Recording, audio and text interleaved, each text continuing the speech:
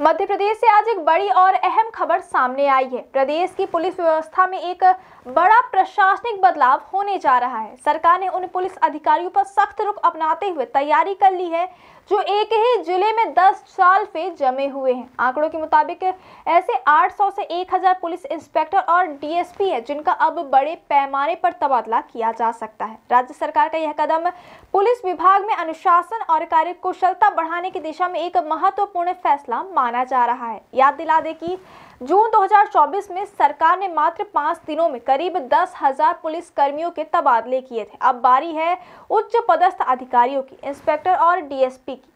चलिए समझते हैं पूरा मामला। सरकार से विधानसभा में एक सवाल पूछा गया था कि स्थानांतरण नीति का पालन क्यों नहीं हो रहा, खासकर उन अधिकारियों के संदर्भ में जो एक ही जिले में वर्षों से तैनात हैं।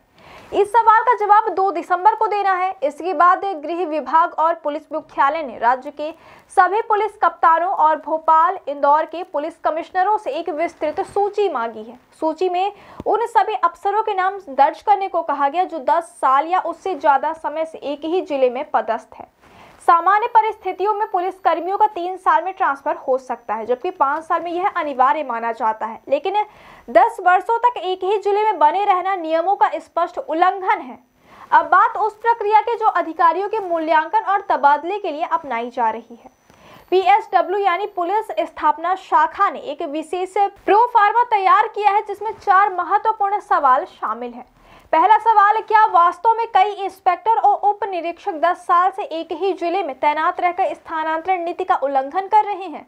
जवाब केवल हाँ या ना में ही दिया जाएगा। दूसरा सवाल, यदि इसका जवाब हाँ है तो उन अधिकारियों के नाम, पद और सेवा अवधि की पूरी जानकारी मांगी गई है। तीसरा सवाल, इन अधिकारियों के खिलाफ अब तक विभागीय कार्यवाही हुई या नहीं, और यदि हुई तो उसका पूरा विवरण देना होगा।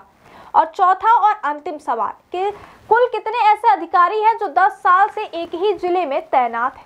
सरकार का साफ उद्देश्य है कि विभाग में किसी भी प्रकार की जड़ता, राजनीतिक संरक्षण या दबाव की स्थिति को खत्म किया जाए।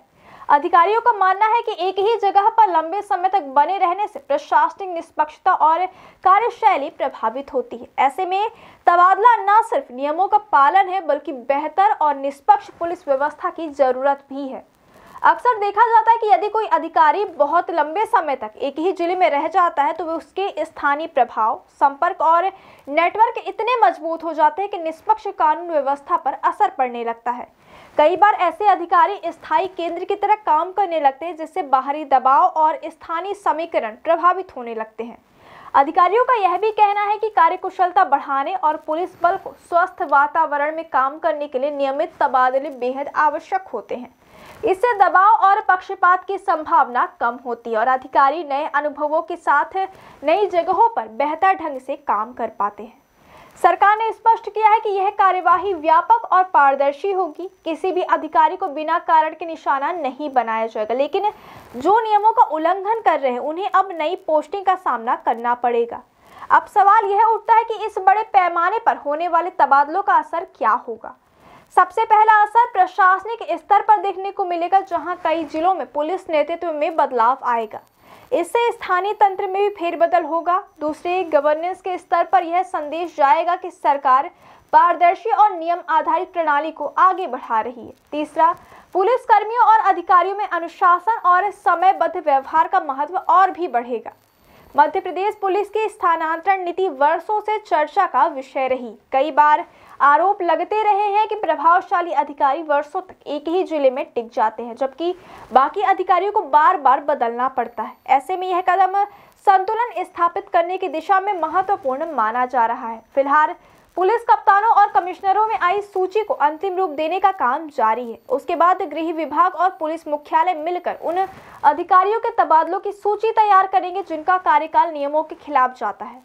अभी यह देखना बाकी है कि इन तबादलों का दायरा कितना बड़ा होगा और किन किन जिलों में इसका सबसे अधिक असर देखने को मिलेगा।